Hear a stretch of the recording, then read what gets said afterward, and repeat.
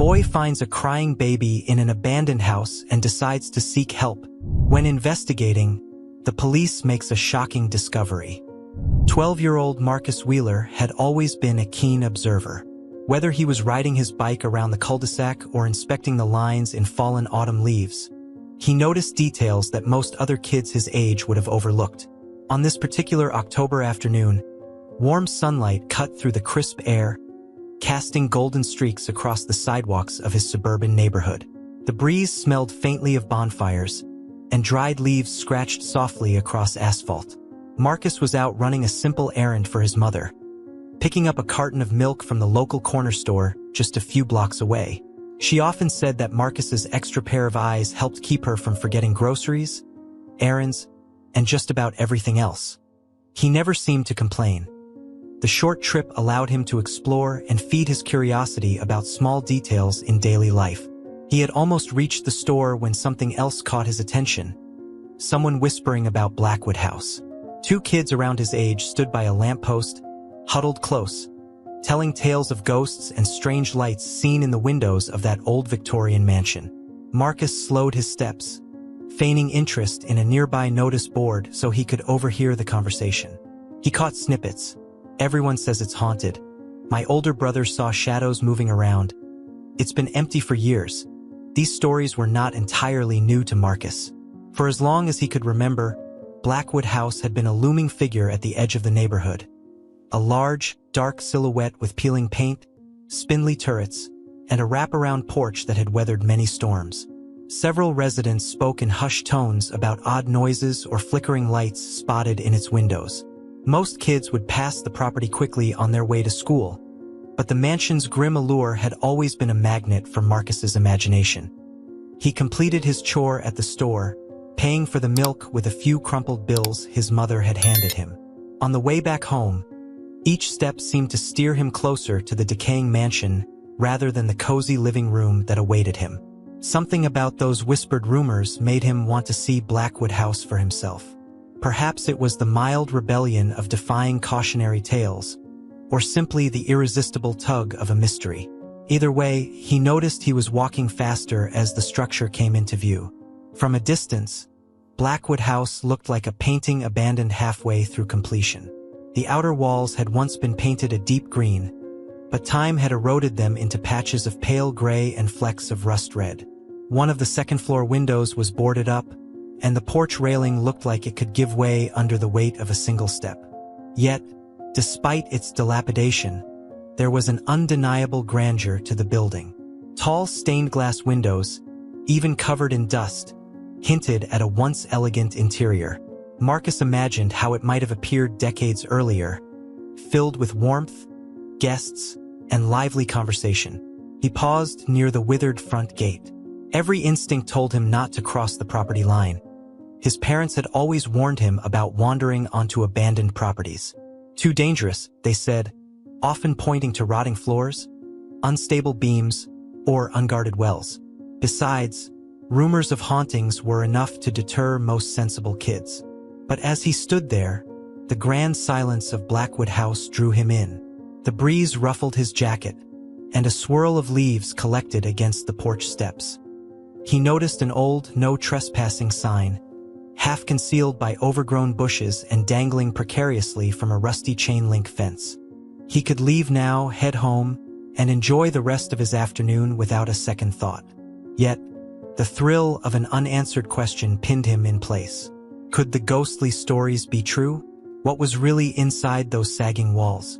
Marcus found himself placing the carton of milk gently on the sidewalk and peeking through the wrought iron bars of the gate. The property, though clearly neglected, had a peculiar pull, as if it had something to say. Cautiously, he pushed the gate. The hinges let out a long, eerie groan, as though scolding him for disturbing the hush. The wind picked up again, rustling the branches of nearby trees. A single crow perched on an upper windowsill, eyeing Marcus like a silent sentinel. He expected it to caw, but it just stared. He took 2 steps inside the property line. Bits of old gravel crunched beneath his sneakers, and the porch loomed ahead. No lights, no supernatural presence. Just the stark emptiness of a place that had seen better days. He reminded himself he was only there for a closer look at the exterior. There would be no foolish exploration. He wasn't that kind of reckless kid. But just as he started to turn, an unexpected noise drifted out from somewhere deep inside the house. It was faint, almost masked by the rustling leaves, but it sounded like sobbing. Marcus froze. He held his breath, ears straining for a repeat of the noise. Seconds ticked by.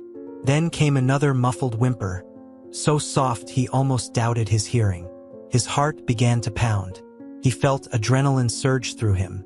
Kids in school told wild stories about ghosts crying in the old mansion, but there was a rawness to this sound that didn't feel like a supernatural moan. It sounded heartbreakingly real. Torn between caution and curiosity, Marcus stepped back. Whatever he had heard, it didn't seem to fit the typical spooky house rumors. Could a person be inside? The idea seemed improbable, yet he couldn't shake the possibility. He picked up the milk carton, deciding to tell his parents about what he'd heard. Rationally, that should have been the end of it. Pass on the information to the adults, let them handle it. But 1,000 questions rattled in his mind, and by the time he reached home, an unshakable feeling had taken hold. Something or someone might need help in that old place. He just didn't know how big of a decision it would be to find out. Marcus could hardly sleep that night. Every time he closed his eyes, he imagined shadowy corridors and the quiet sob that had drifted to him through the autumn air. The next day, he sat at the breakfast table picking at his cereal, mind racing with possibilities. His father, Daniel Wheeler, noticed the subdued mood. "Hey, champ, you feeling all right?"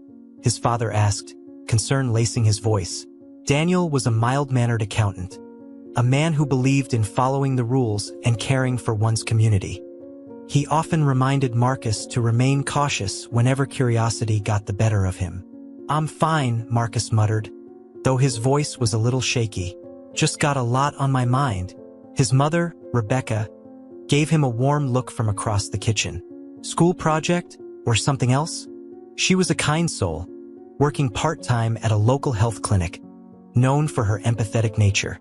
Marcus had once watched her calmly help a distraught neighbor who'd cut her hand on broken glass, never losing composure despite the blood.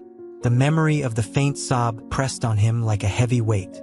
He wanted to say something but hesitated, worried they'd think he was imagining it or that they would forbid him from going anywhere near Blackwood House. Instead, he collected his backpack and mumbled a goodbye, hoping the school day might clear his head. Of course, the mystery did not dissolve so easily. By late afternoon, Marcus found himself walking the same route he had taken the previous day, heading toward the looming shape of the old mansion. He told himself he just wanted to confirm whether the noise had been real or some trick of the wind. The sidewalk felt unusually quiet. Even the usual chatter of kids heading home was absent. As he neared the property, the rusty gate came into view, swaying gently in the breeze. This time, a feeling of anticipation gnawed at him. He was aware of the risk. Abandoned houses often harbored more than just rumors. Broken glass, unstable flooring, and occasionally people looking for a place to hide. Yet he couldn't ignore the moral dilemma forming in his head. If someone truly was in trouble, turning away now might be dangerous for them. After a quick scan to ensure no one was watching, Marcus slipped through the gate again. A swirl of leaves chased his feet across the overgrown front yard. Up close, the mansion's worn facade felt even more oppressive, as if its hollow windows were silently judging him. He tiptoed across the sagging porch, wincing at each creak of the weathered boards. Broken lanterns hung on either side of the front door, their glass panels missing or cracked. "Hello," he whispered, pressing his ear against the door. No immediate response. The large bronze doorknob was tarnished and stiff when he tried turning it. It took a firm push for the door to give way, opening into a dimly lit foyer. Dust motes floated in the stale air, shimmering whenever a stray beam of sunlight passed through the cracks in the boarded windows. He swallowed hard, stepping inside. The interior smelled of rot and something else he couldn't place. Perhaps the scent of damp books or old, decaying furniture. The floor beneath the entry rug felt uneven. A grand staircase, missing several banisters, rose to the second floor. Faded wallpaper peeled away in strips, revealing water-stained wood behind it. Everything was silent, save for Marcus's own heartbeat drumming in his ears. "Is anyone here?" he called quietly, voice trembling against the hush. First, there was no reply. He took a few steps, scanning the hallway. A half-open door to the right led to what appeared to be a sitting room, where thick layers of dust coated a velvet couch and an ornate coffee table. Broken picture frames littered a corner, the faces of whoever once lived here blurred by grime. Then, faintly at first, a muted cry echoed from somewhere deeper in the house. Marcus's pulse spiked. He followed the sound down a corridor until he reached another door, this one slightly ajar. Beyond it lay a study with tall windows, their panes smudged and cracked. The light that filtered through illuminated a disturbing sight. A small makeshift bed of cushions on the floor, upon which lay a baby, wrapped in blankets that looked both high quality and unwashed. For a moment, Marcus couldn't move, the reality of the situation paralyzing him. The baby, no older than a few months, had a flushed face, eyes swollen from crying. Tiny fists waved helplessly, as though pleading for attention and comfort. Marcus felt an urgent need to pick up the infant and run straight home, but reason took hold. He wasn't equipped to handle this alone. He fumbled for his cell phone, hands shaking as he dialed 911. The dispatcher's calm, professional tone did little to steady his nerves. He provided the address of Blackwood House, explaining that he'd found an infant abandoned inside. The dispatcher asked if anyone else was present. Marcus cast a fearful glance around the dark corners of the room. "No one else is here," he said, voice taut. Just the baby." The operator instructed him to stay on the line until the police arrived, but static was already creeping into the call. The old walls must have been interfering with reception. Reluctantly, Marcus ended the call and lifted the baby into his arms, carefully supporting the child's head. The infant quieted somewhat, though soft whimpers still punctuated the stale air. Marcus could feel the baby's body warmth through the dirty blankets, and it struck him just how vulnerable a life he now held. Not wanting to wander through the house while carrying the infant, he carefully made his way back to the foyer. Each creak of the floorboards felt like an accusation, as though the house itself were displeased at this intrusion. He waited by the front door, heart pounding, praying that the police would arrive before whoever had left this child came back. Shadows in the corners seemed to shift, fueling his imagination. He wondered if there were others lurking in the upper floors or the basement. It felt like an eternity, but eventually, the sound of sirens cut through the quiet neighborhood. Marcus exhaled a ragged breath of relief as flashing blue lights illuminated the porch. 2 uniformed officers rushed in, followed by paramedics who carefully took the infant from Marcus's arms. He felt torn between immense relief and a wave of sadness, unsure of what would happen next. As the cops swept through the house calling out clearances, "Kitchen clear, second floor clear," Marcus realized he would have to answer a million questions. A swirl of guilt and pride competed in his chest. He had disobeyed his parents' warnings about avoiding abandoned buildings, but had he not, a baby might have remained in harm's way. If courage and foolishness had a line between them, Marcus was standing precariously on it. When a tall, dark-haired detective walked in, wearing a determined expression, Marcus swallowed hard. Something in her eyes said she wasn't just a regular local officer. This was Detective Sarah Chin. With a slight nod, she gestured him over. He could tell from her stance alone that she intended to dig deep into how a 12-year-old boy wound up saving a child in an empty mansion. Little did he know that the answers he gave her would set a complex and dangerous investigation in motion.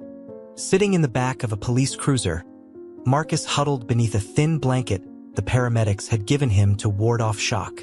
He had never expected to ride in a patrol car, let alone be a key witness in an unfolding mystery. Outside the window, the muted bustle of the street formed a surreal backdrop. Neighbors in pajamas peered out of windows, while the swirling lights of emergency vehicles painted the dusk sky. Detective Sarah Chun tapped gently on the half-open car door. She was in her early 30s, short black hair framing a focused face. "May I sit?"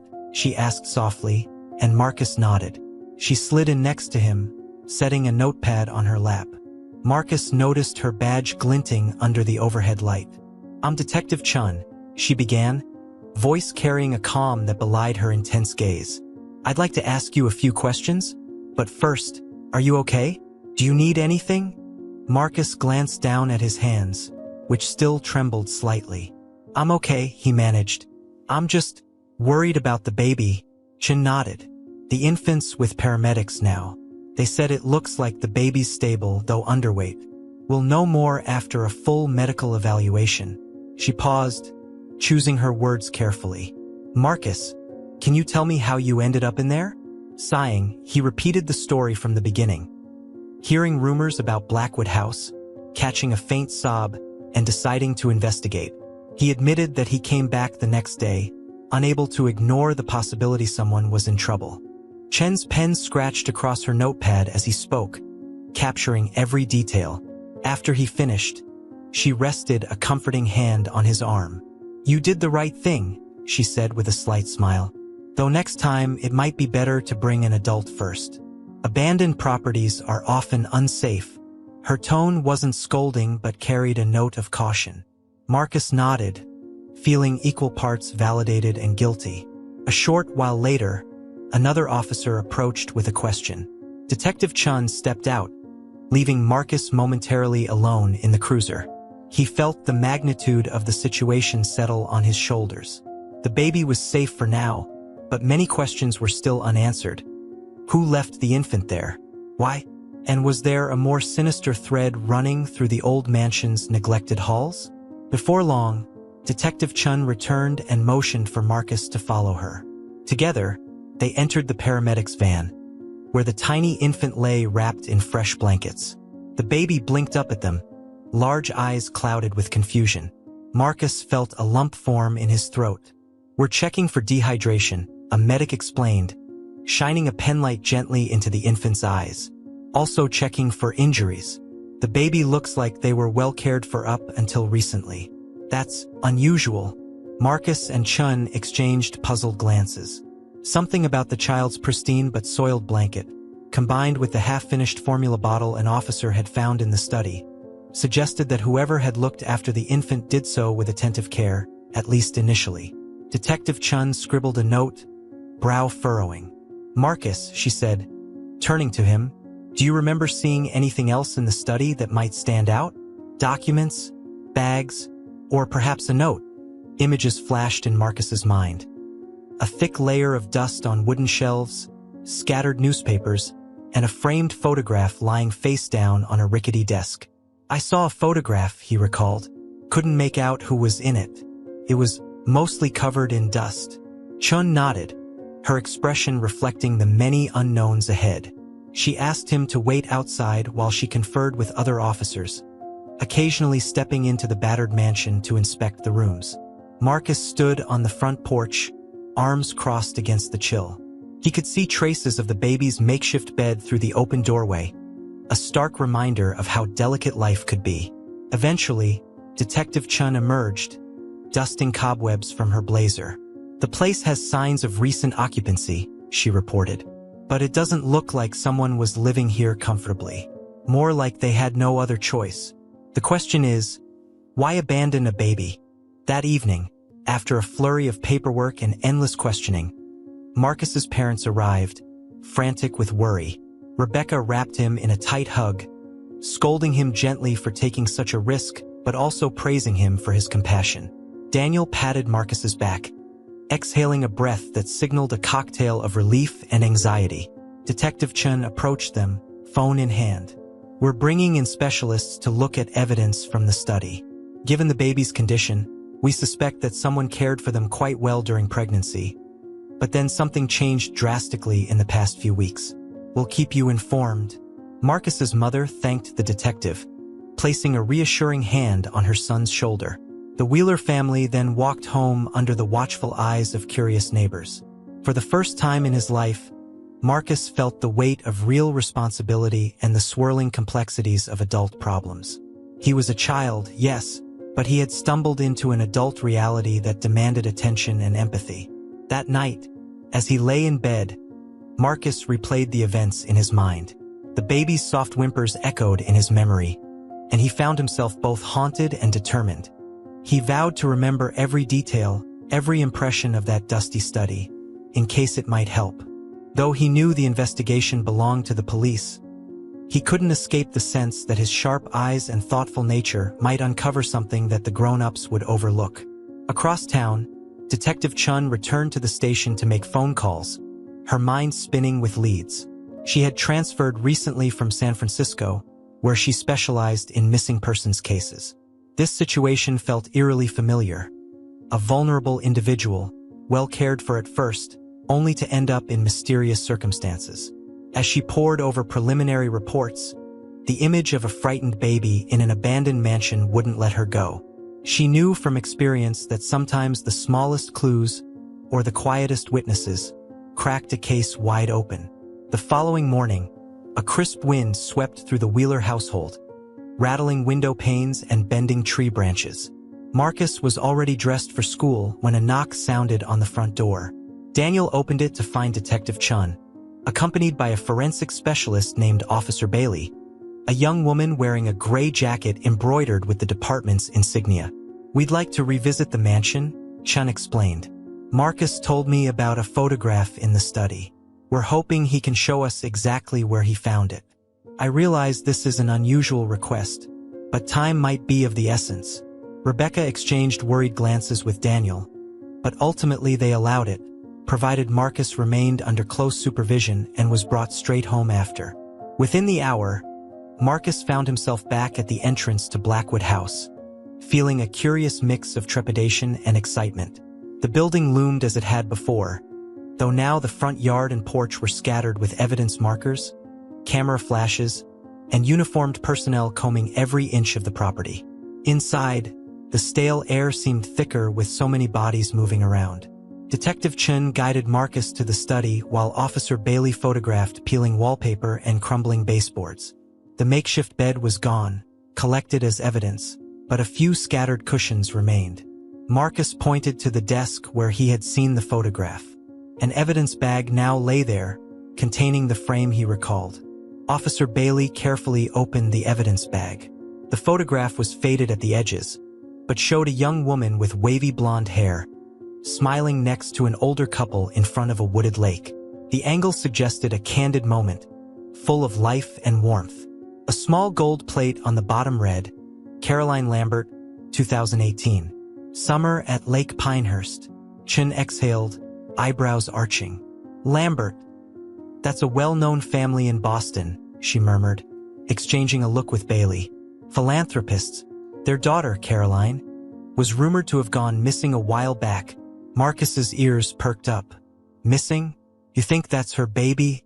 Chun met his gaze, expression guarded. "It's too soon to say, but it's a possibility. The baby has features that might match. Our next step is to contact the family, verify if Caroline is indeed missing, and find out why someone would be staying here under these conditions." Officer Bailey packed the photograph away, nodding for a crime scene tech to dust the desk and surrounding floor for fingerprints. Marcus hovered at the threshold, absorbing the drama unfolding around him.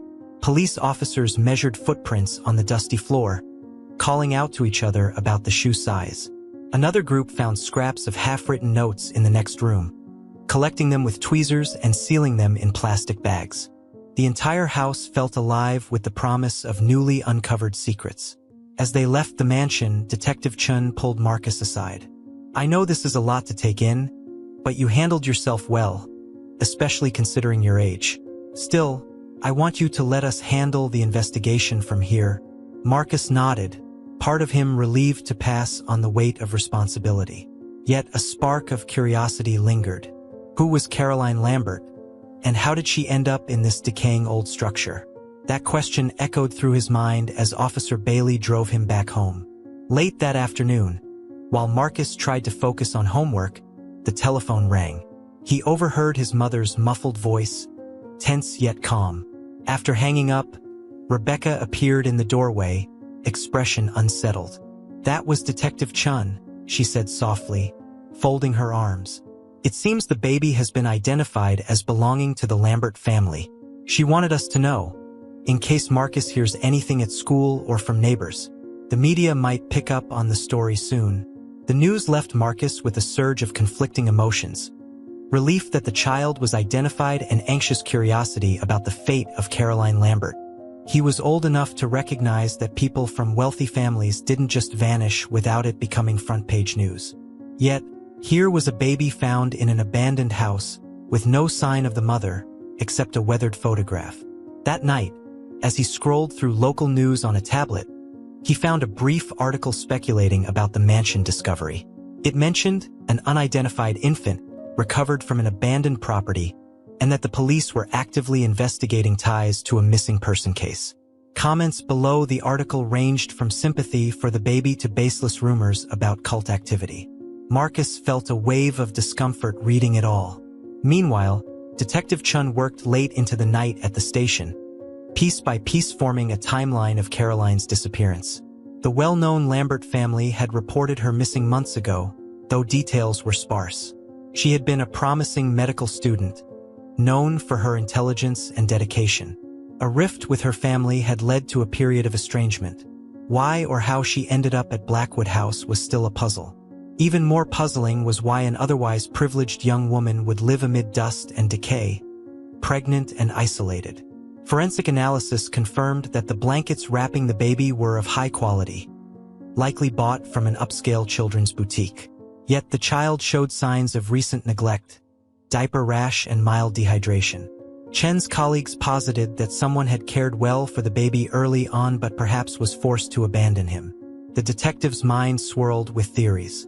One thing was certain. The deeper she dug, the more the lines between wealth, secrecy, and desperation blurred. News vans clogged the otherwise tranquil streets near Blackwood House by the next morning. Journalists flocked to the scene, pressing for details. Police had cordoned off the property, but that didn't stop cameras from capturing every angle of the tattered mansion. Neighbors stood in small clusters, exchanging bits of gossip. Marcus, on his way to school, wove through the crowd, trying to avoid becoming part of any sensational story. He found his usual seat in homeroom, but the excited hum of conversation made focusing difficult. Word had traveled fast. Marcus Wheeler found a baby in that creepy house. Students bombarded him with questions, many of which he could barely answer. Some teased him, but mostly they were curious. Did he see a ghost? Were there syringes on the floor? Did the baby belong to some secret cult? Their imaginative speculations made Marcus uneasy. He caught the concerned glance of his homeroom teacher, who hushed the rowdy students, letting the matter rest for the remainder of class. The day dragged on, and by the time Marcus left school, he felt drained. He trudged home, backpack heavy with unread textbooks. Waiting on the front steps of his house was Detective Chun, tapping her foot anxiously. She greeted him with a nod. "Sorry for ambushing you like this," she said, stepping aside so he could unlock the front door.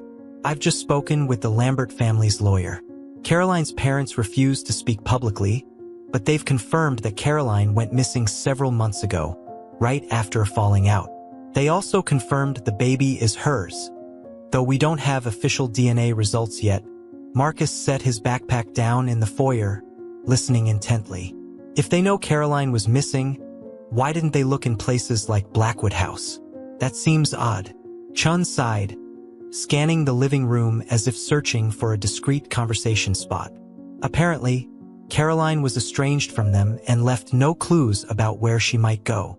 They assumed she was living in another part of the city or possibly out of state. No one expected her to turn up in an abandoned mansion, let alone with a newborn. Rebecca and Daniel appeared from the kitchen, nodding politely to the detective. After a round of greetings, they all sat around the dining table. Detective Chun explained the newest developments, choosing her words carefully so as not to overwhelm Marcus. Yet the harsh reality of the situation was plain. A woman from a prestigious background vanished, turned up living in squalid conditions with a baby who now, by all accounts, was under the care of Child Protective Services. Caroline's parents insist they haven't heard from her since her disappearance. Chun continued. There's also talk that she had trouble at university, possibly over a personal relationship with a faculty member. But we have no confirmation. Right now, we're dealing with a swirl of rumors. Marcus recalled the framed photograph, Caroline smiling in better times. He remembered how it had been hidden under dust, as though she herself wanted to remain unseen. His mind raced with possibilities. Maybe she had been trying to escape an unhealthy situation, or was scared to return home due to familial pressures. Perhaps an unsafe relationship was part of the puzzle. Chun rose to leave, offering a weary smile. I'll be in touch if there are further developments. In the meantime, Marcus, please keep your head down and stay safe. Reporters might keep hounding you, but you don't owe them anything. Let us handle the rest. With that, Detective Chun left, her posture betraying the weight of the case on her shoulders. Marcus gazed at the closed door for a moment, that old tug of conscience stirring in him. He wanted to help but didn't know how. Days passed.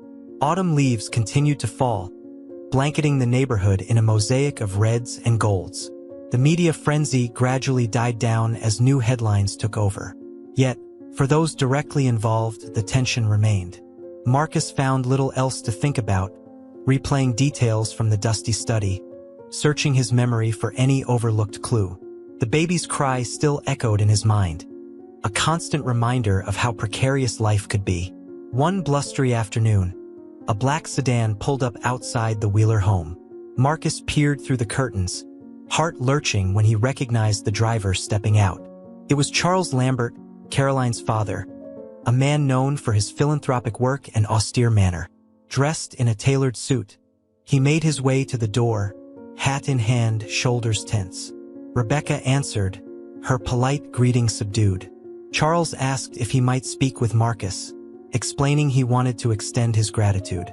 Marcus joined them in the living room, feeling small under the businessman's appraising gaze.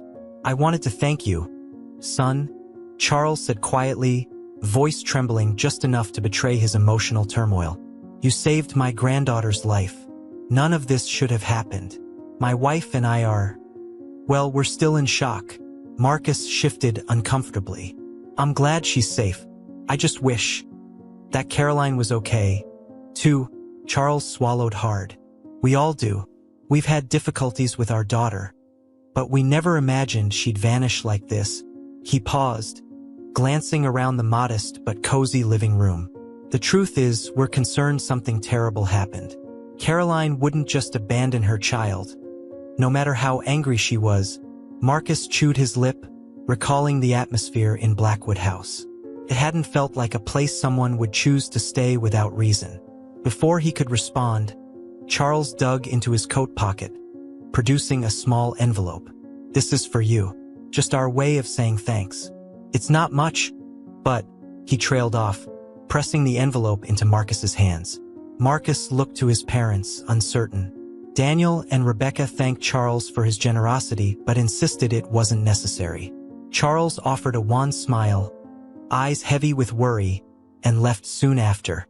When the envelope was opened, it revealed a heartfelt letter and a gift card to a local electronics store, an attempt at expressing gratitude.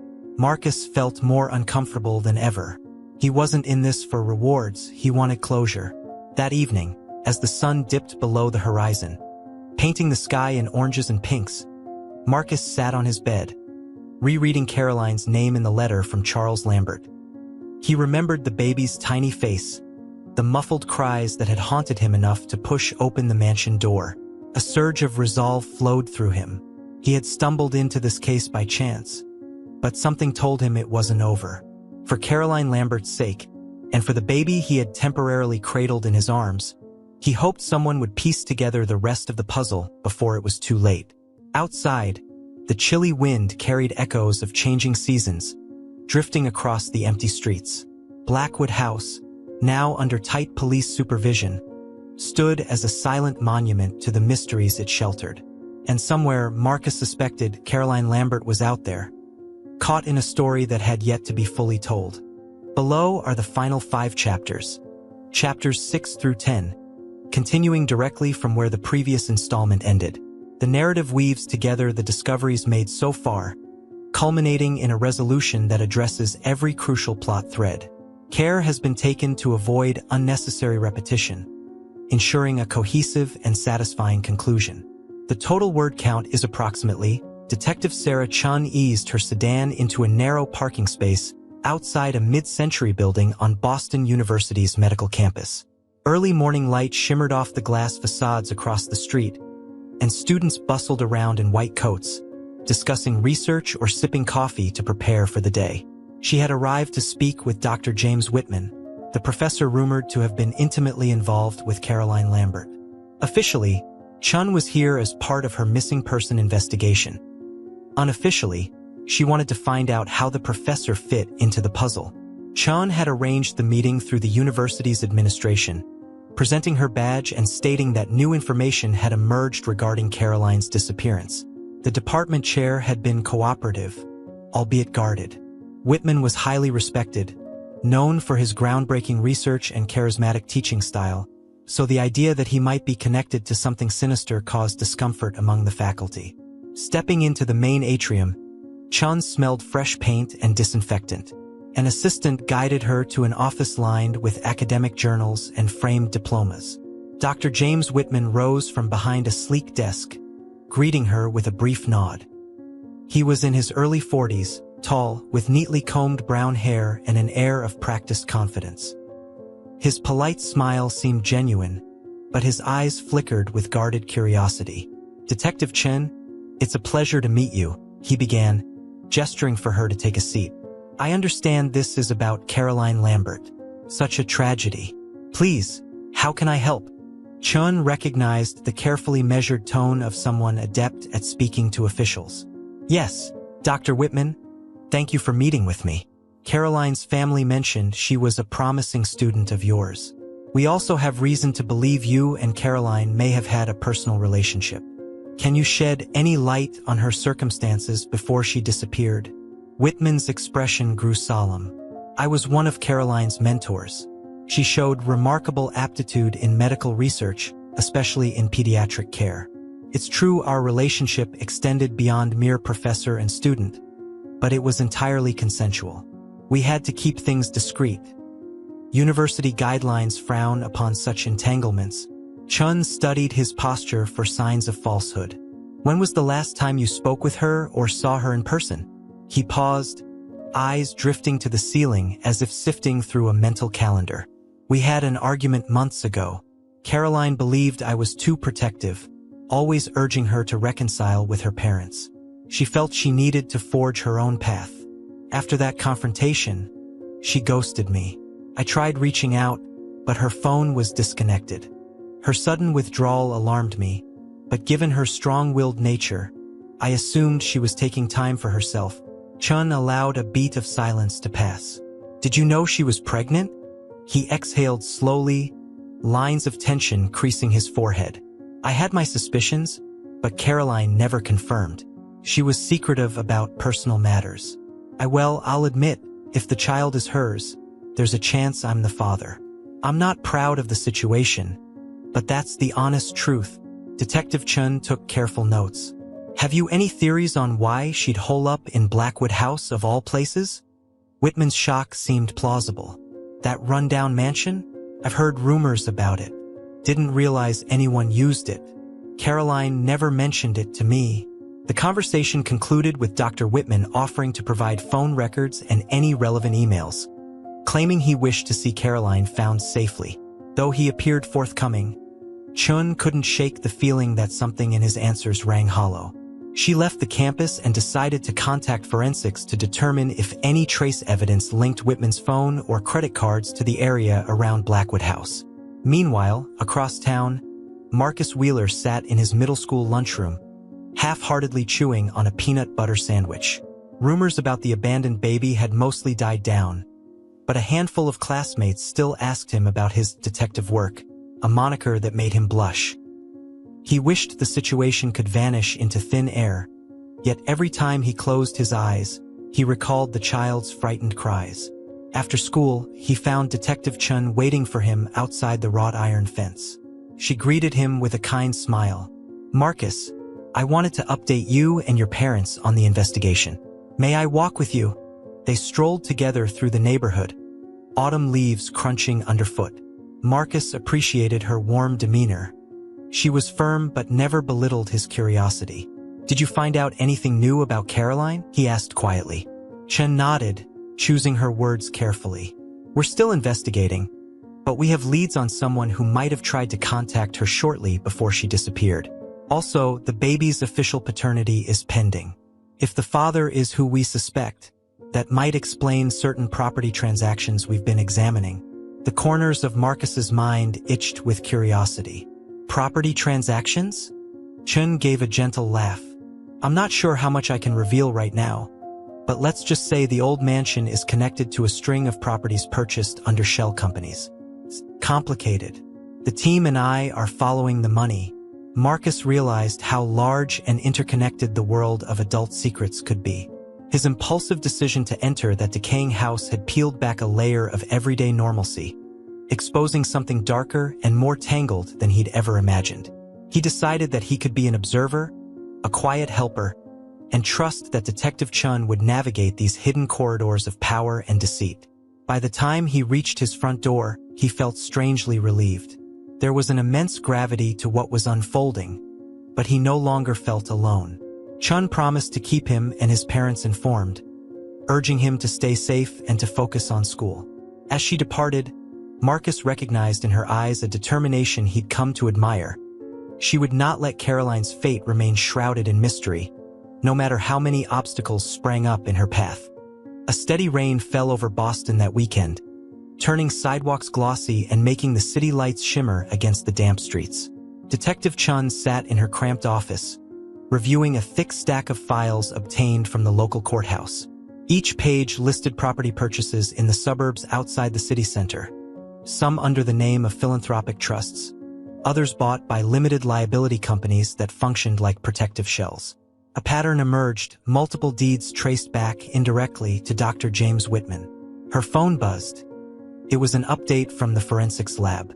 The text revealed that partial footprints found in the dusty study at Blackwood House matched a pair of expensive men's shoes sold in limited quantities.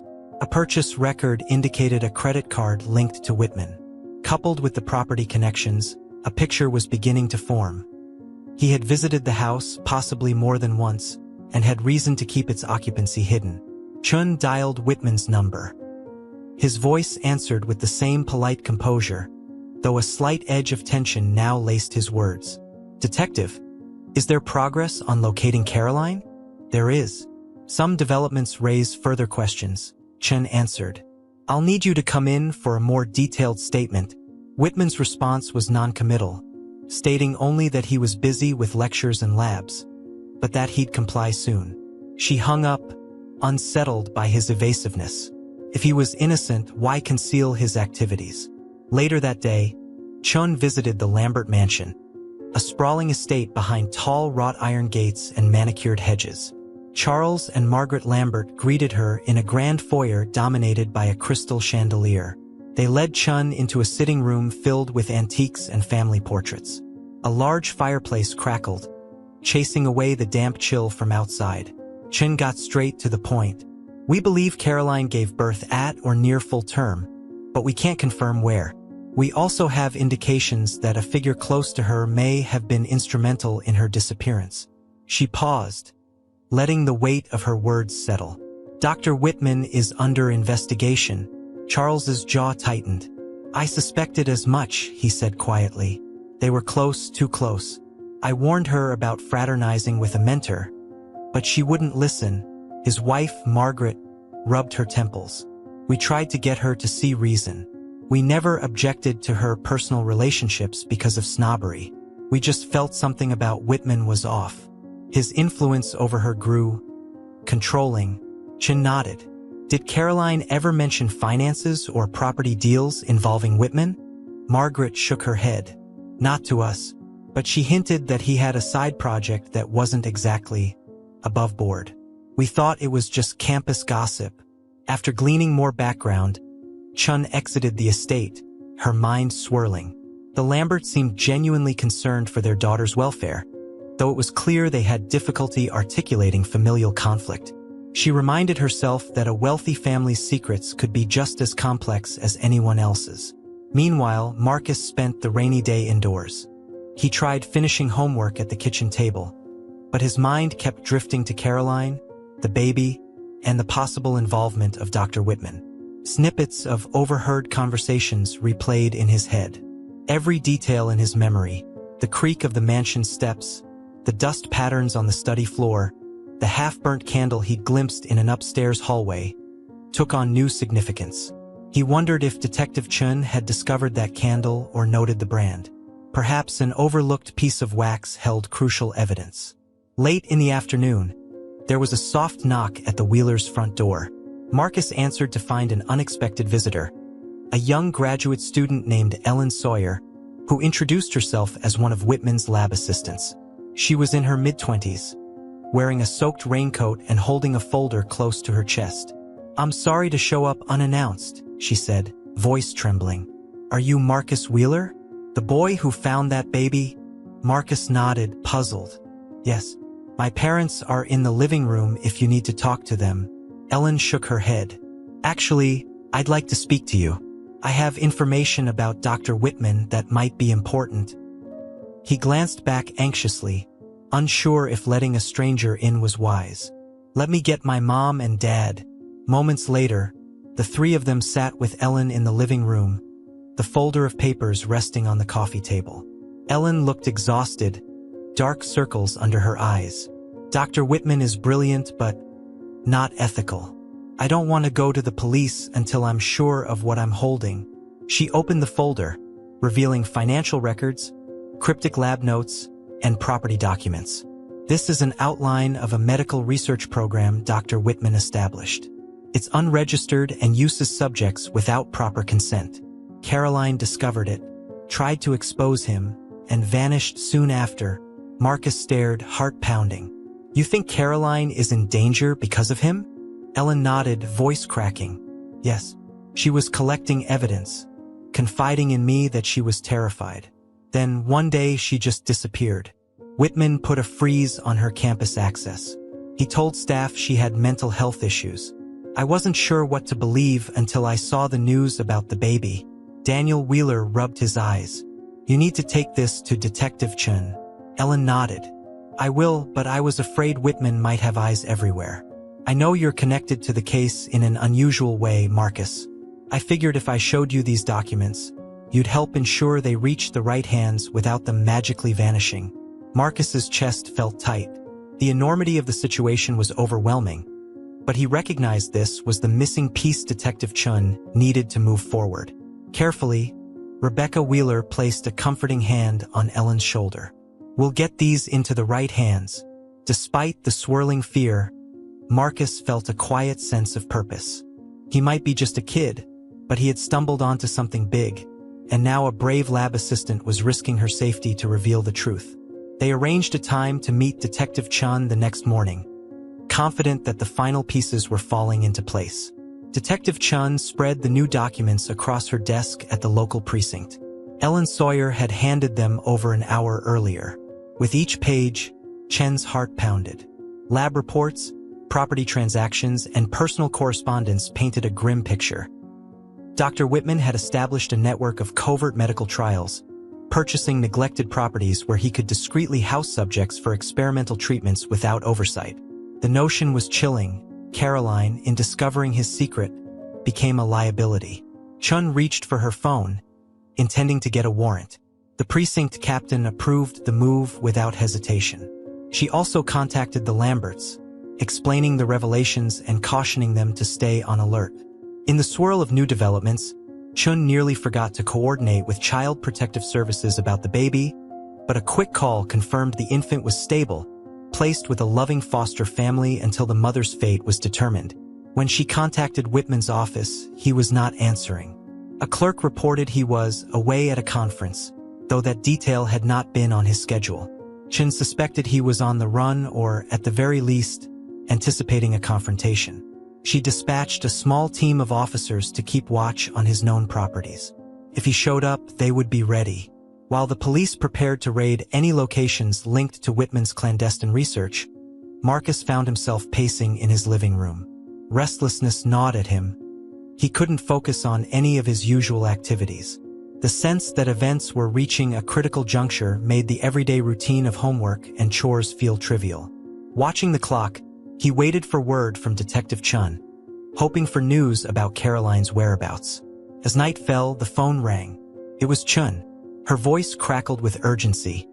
"Marcus, is your mother or father available? There's something you all should hear." Seconds later, Daniel and Rebecca crowded around the receiver. Chen's tone was brisk. "We've identified a property outside the city, near the foothills, that belongs to one of Whitman's shell companies. A caretaker mentioned seeing a woman resembling Caroline Lambert escorted in and out by a man with a passkey. We have reason to believe she might still be there, possibly under duress. We're mobilizing now." Marcus clutched the edge of a nearby armchair, eyes wide. He could almost feel Caroline's fear, imagining her trapped, unable to reach her baby. Her attempts at whistleblowing cut short.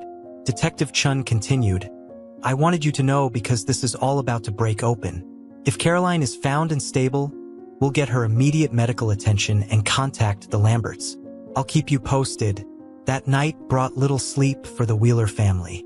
Marcus lay in bed, replaying everything from his first eerie visit to Blackwood House up to Ellen Sawyer's revelations. He prayed that Caroline was still alive, that the baby would soon be reunited with her, and that justice would be served to those responsible for this nightmarish situation. Early the next morning, a convoy of law enforcement vehicles sped along a winding road that led to a secluded estate partially hidden by tall pines. Detective Chun reviewed tactical plans on-site, distributing tasks to a team of uniformed officers and plainclothes investigators. The caretaker, who had cooperated, provided a code to bypass the electronic gate. The property itself was an imposing structure, a gated compound featuring several low-slung buildings around a main lodge. Fences and spotlights indicated it was built for privacy. As dawn light crept over the horizon, the raid began. Officers fanned out, guns drawn but with an emphasis on caution. Nobody wanted to escalate needlessly. The quiet of the early hour magnified every footstep on gravel. Two detectives approached the largest building, forcibly unlocking the door. Inside, the air felt stagnant, the corridors bathed in artificial white light. Walls bore signs of medical equipment installation. Sterile counters, trays, and locked cabinets. Voices echoed down a hallway. A man in a lab coat, likely an associate of Whitman's, emerged, stunned by the presence of armed officers. He dropped a stack of folders, stammering that everything was legal, but the bluff was easily exposed.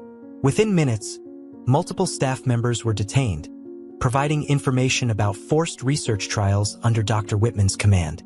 Meanwhile, Detective Chun pressed on, searching each locked door. A commotion broke out near the back of the facility. An officer called for a medic, prompting Chen to hurry over. There, in a small recovery room, they found Caroline Lambert lying on a metal cot, for drip attached to her arm, eyes half-lidded with sedation. Pale but alive, she struggled to focus on the sudden wave of uniformed figures flooding into her space. Chun knelt beside her, heart pounding with relief. "Caroline?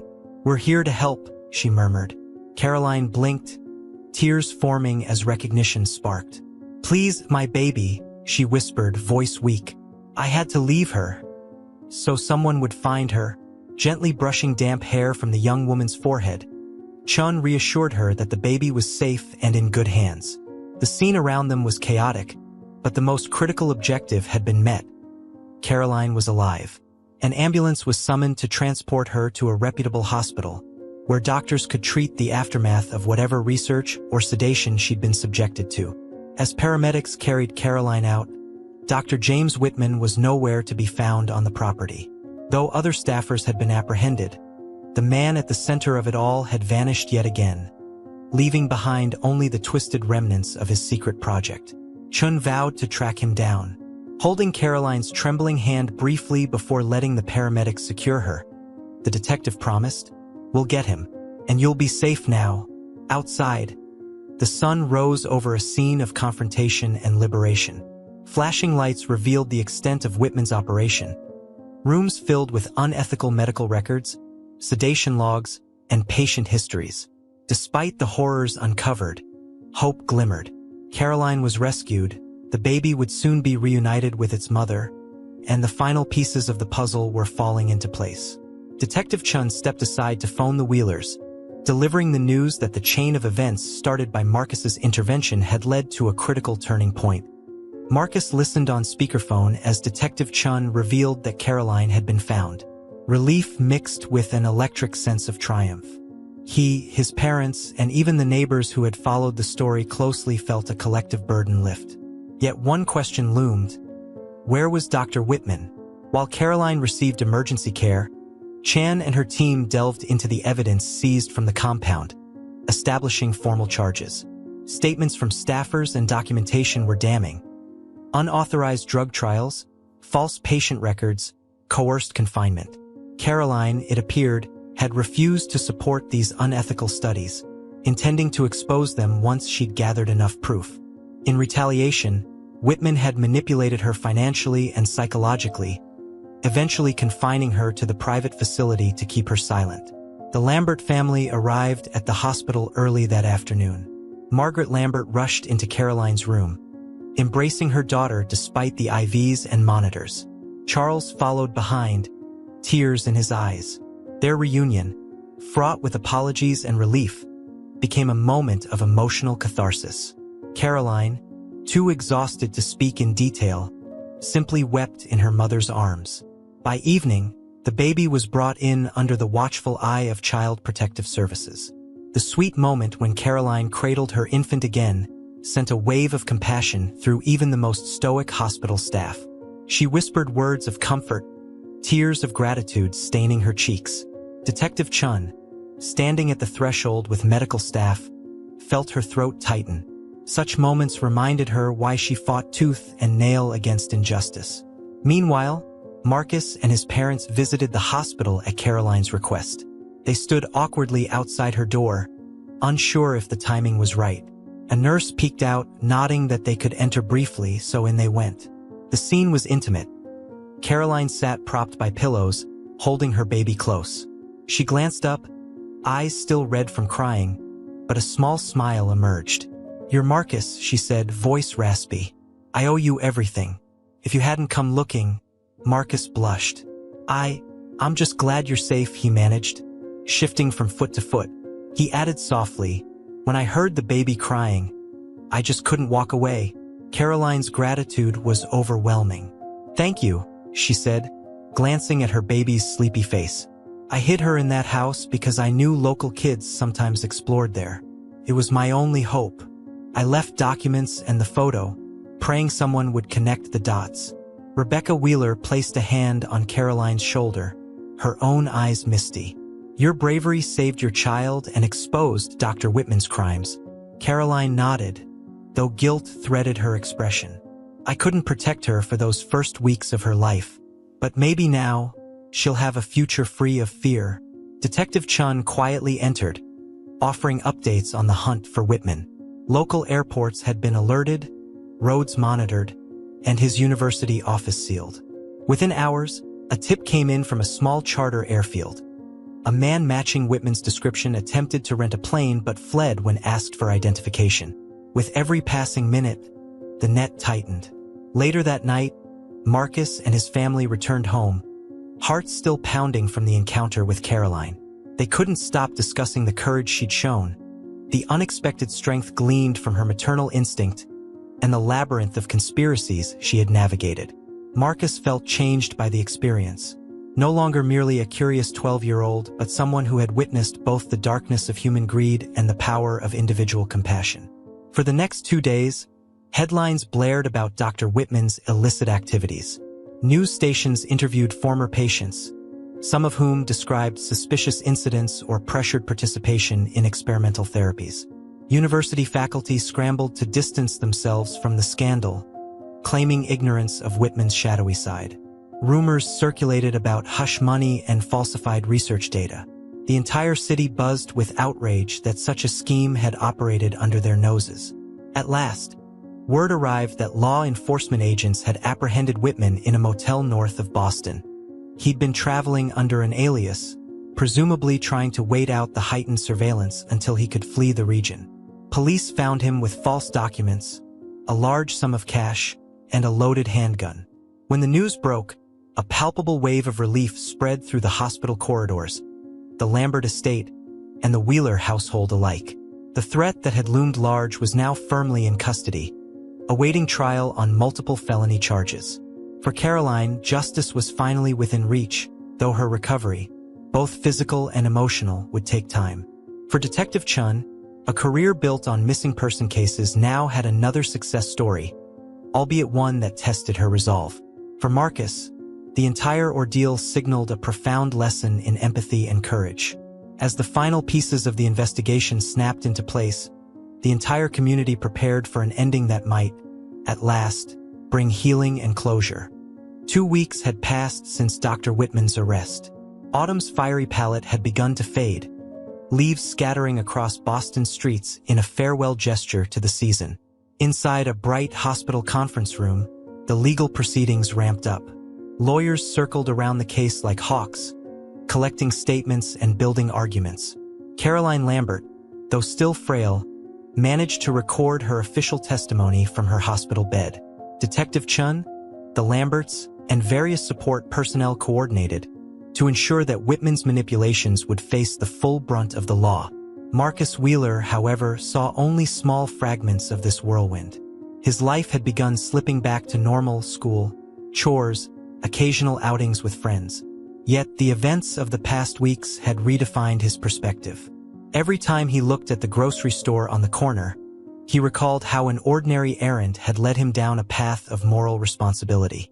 His parents, likewise, treated him differently, no longer seeing just a child but a person capable of making tough, ethically driven choices. One crisp afternoon, Caroline Lambert and Detective Chun arrived at the Wheeler home for a final, more personal gathering. Caroline, wearing a soft sweater, looked healthier than before, color having returned to her cheeks.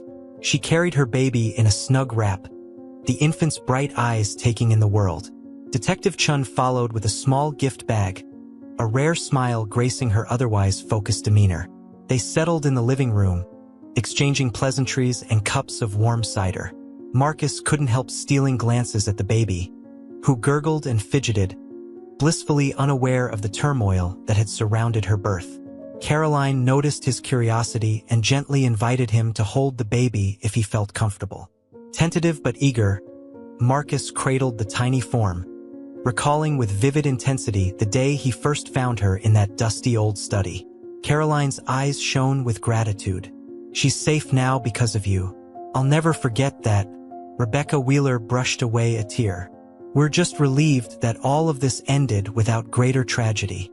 Detective Chun set down her mug. "We have formal charges against Whitman and several of his associates. The DA intends to pursue maximum sentencing, given the severity of what they did." Caroline's testimony, along with the material Ellen Sawyer provided, was instrumental. Caroline nodded. "I'm still processing it all, my family, the baby, the trial. But each day is a bit easier. My parents and I are working through our differences, and we plan to take things step by step." Daniel Wheeler, sipping cider beside Rebecca, broke into a supportive smile. "Take as long as you need. Everyone heals in their own way." In the midst of adult conversation, Marcus felt both included and awed by how much had happened. He gazed at the baby, who kicked her tiny legs. "Does she have a name yet?" he asked gently. Caroline nodded, a soft blush creeping into her cheeks.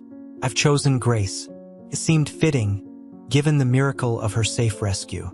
"Grace," Marcus echoed, smiling. The child's name seemed to encapsulate hope, resilience, and the quiet miracle that had unfolded in Blackwood House. A sudden wave of memory washed over him. The wide, musty hallway, the broken window, and the swirling dust motes illuminated by a streak of golden light. That initial decision, his moral dilemma, had blossomed into a life-altering experience. He realized that every small action, every tiny choice, held the potential for massive repercussions. Sometimes, The impetus for change arrived as a faint cry in a deserted house. Detective Chun rose, placing a discreetly wrapped box on the coffee table. "This is from the precinct. A little token of our appreciation, Marcus." Inside, Marcus found a plaque inscribed with simple words, "For bravery and compassion beyond measure." His cheeks warmed with embarrassment and pride, while his parents blinked back tears. Caroline stood, adjusting the baby wrap, ready to leave. "I can't wait until I'm able to properly thank you with dinner or something less formal. For now, I just wanted to show my gratitude in person." They made their way to the door, exchanging hugs and kind words. Caroline lingered a moment longer, looking directly at Marcus. "You remind me of the best parts of myself. The parts that believed in doing what's right, even when it's dangerous." Marcus was speechless, so he simply nodded, hugging her and the baby gently. As Caroline and Detective Chun departed, he watched from the front window, the crisp wind rustling their coats. Once the door closed, silence filled the home. Yet it wasn't the silence of abandonment. Rather, a peaceful pause after a storm, a testament to how tragedy had forged unexpected bonds. Over the ensuing weeks, with the case heading to trial, normal life gradually reasserted itself. Marcus attended classes, played pickup soccer, and flipped through comics at the local bookstore. Detective Chun returned to her regular caseload, though she occasionally checked in with the Wheelers to ensure everyone was well. The Lambert family focused on reconciliation, addressing years of unspoken tension and miscommunication. Blackwood House, now recognized as a site of significance in the criminal case, was slated for auction by the city. Some advocated for its demolition, while others argued it should stand as a testament to the courage and compassion that emerged from its haunting shadows. Marcus felt a pang of nostalgia passing by its towering outline, remembering how it once seemed a monolith of fear but had transformed into a symbol of hope. On a sunny Saturday afternoon, Caroline and Grace visited the Wheelers again, this time bringing homemade pastries. They sat in the backyard, letting the baby crawl on a blanket in the soft grass. Detective Chun dropped by too, off-duty and relaxed, revealing a sense of humor rarely seen in her professional capacity. The informal get-together felt like a celebration of life's resilience, a testament that even in the face of cruelty, goodness could prevail. Caroline handed Grace to Marcus, smiling as the baby reached for his nose. "She'll grow up hearing the story of how a boy's kindness saved her," she said. "I hope it makes her proud and brave." Marcus's heart swelled. He glimpsed his parents exchanging proud smiles, their reassurance granting him a sense of belonging in this new, extended circle of friends.